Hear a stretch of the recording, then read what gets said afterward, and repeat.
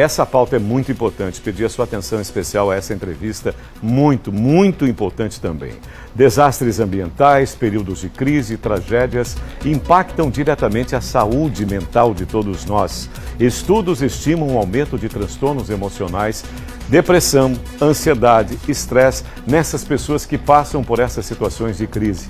Temos a desassistência às pessoas que precisam desses cuidados especiais. A perda de familiares, nós vimos aí a perda das próprias casas, a perda dos animaizinhos, os amigos, os bens materiais, o negócio, o seu trabalho, desastre que causa dano emocional significativo demais. Também há maior risco de ocorrer, por incrível que pareça, AVCs, acidentes vasculares cerebrais, devido ao estresse, perda de bens materiais, o luto por familiares e amigos e essa tristeza que parece não ter fim. E como é que se sobrevive a isso tudo? Quem nos responde é Rita Porto, enfermeira com mestrado em educação, professora e coordenadora de curso de enfermagem em instituição superior de ensino. Já estive com ela e ela é uma pessoa qualificada para conversar com a gente a respeito. Ela já está aqui em nosso estúdio principal. Me permita, Rita, seja muito bem-vinda. Boa tarde para você, tudo bem? Boa tarde, tudo bem, Sérgio? Então, temos que dizer tudo bem, né? Pois é. Mas o Brasil como um todo, o país, está adoecido com tudo que vem acontecendo. E eu acho que muito mais ainda vai aparecer e a gente precisa não só mobilizar na questão dessa ajuda financeira, mas eu acho que a grande ajuda do povo brasileiro para os irmãos lá no Rio Grande do Sul vai além desse valor, né, que é doado. A questão mental, emocional, o luto que as pessoas estão vivendo desde o momento que ocorreu, né, é uma tragédia ambiental, o homem tem culpa, tem, mas a política pública, ela também tem um peso muito grande em tudo isso, porque ela é responsável justamente para poder observar dentro de toda a estrutura de uma cidade, de um estado, pode ser o Rio Grande do Sul, que está vendo agora, mas o nosso, por exemplo, não comportaria também uma tragédia como essa. Na verdade, os gestores precisam, antes de qualquer coisa, né, antes de subir qualquer edificação, antes de planejar o que se pode abrir de vias ou não, fazer um estudo de localização por questões de tempo. Mas eu não digo tempo que é a meteorologia que fala, porque tudo é o tempo, é a chuva, né? A gente tem que pedir lá para cima para que nos ajude e dê força, mas a responsabilidade vem da mão do homem, vem dos nossos gestores, dos nossos políticos que estão na frente de tudo isso, porque abrange a saúde pública de um modo geral. E eu te perguntaria, com a sua visão profissional, né?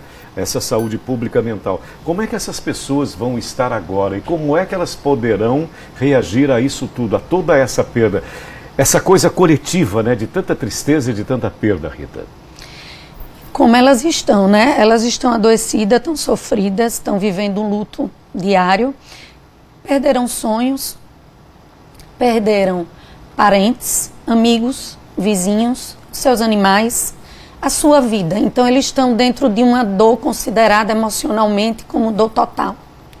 É a dor que a gente chama que ele tem a perda social, ele tem a perda familiar, ele tem a perda material, ele tem a perda da sua rotina de vida, do acordar, levantar, trabalhar, cuidar da família, proporcionar ali o aconchego, o acalento, a alimentação.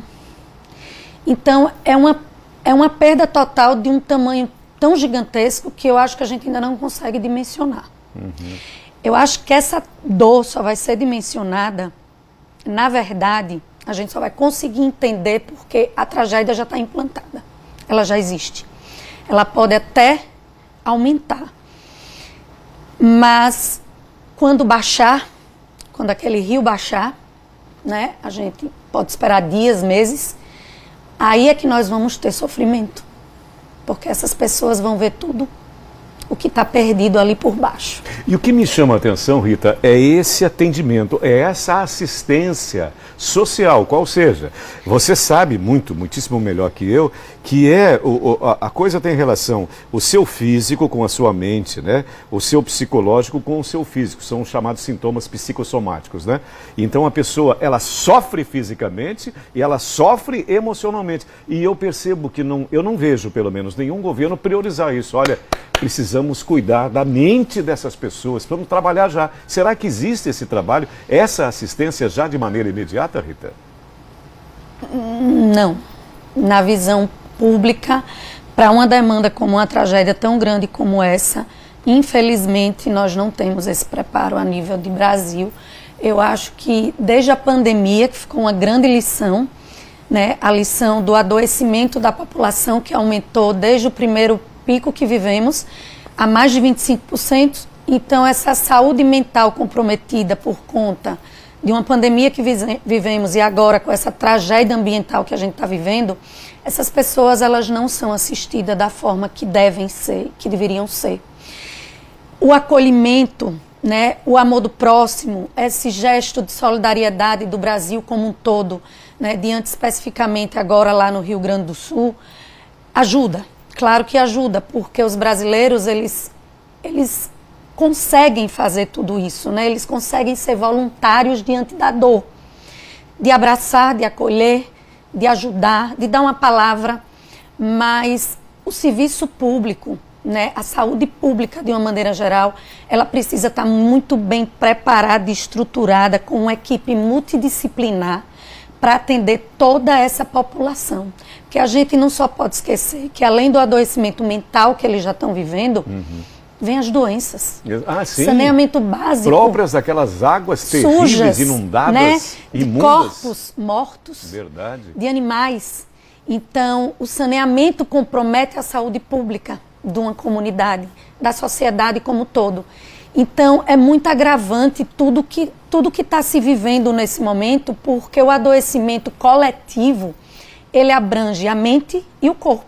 Você tem razão, pensando bem, né? Não só essa questão mental e emocional, mas aquela própria água ali que houve uma invasão terrível, você imagina? E as pessoas submetidas a essa água, né? Uma inundação e casas sendo perdidas. Eu te perguntaria, com a inexistência dessa assistência psicossocial, existe uma forma, eu sei que seria muito ampla a resposta, mas de uma maneira bem resumida, de se prevenir disso tudo? Uma prevenção para esse tipo de doença mental e também física? Existe, através de um planejamento, né, de uma gestão pública, né, que é voltada para a saúde da população, consegue. Tudo que um gestor público ele estiver lidando e cuidando de uma população que pode adoecer por N motivos, essa gestão ela pode priorizar e pode organizar para poder ter um atendimento grande. Para essas pessoas, quando estiverem submetidas a um tipo de tragédia como esse, outra pandemia, a gente não sabe, elas estejam ali prontas para poder receber, porque tragédia ambiental o homem pode evitar, mas o tempo, a meteorologia, a chuva, o que vem, nós não podemos. O homem não pode dizer vai chover, mas a gente sabe que chove todo inverno, todo período, que é agravante para a vida daquela população e o que pode trazer. Mas se estrutura dentro de uma política pública qualificada, com profissionais, com investimento diante de tudo isso, com pessoas que conseguem dar essa assistência à população, a população sofre um pouco menos. Porque a perda material, ela não vai deixar de existir. Mas a perda emocional, se ela não é cuidada, se ela não é tratada, ela pode desencadear coisas muito piores. Mais responsabilidade, mais cuidado e mais competência no que se refere a toda essa questão. Eu quero te agradecer por você ter trazido luz a essa nossa reflexão, que é tão importante, que a gente possa ter também essa consciência colocada por você. Rita, muito obrigado. Eu que agradeço. E uma ótima tarde. E vamos à empatia, né? Vamos, a empatia é tão importante, né? Muito obrigado, Rita. Obrigada. Agora,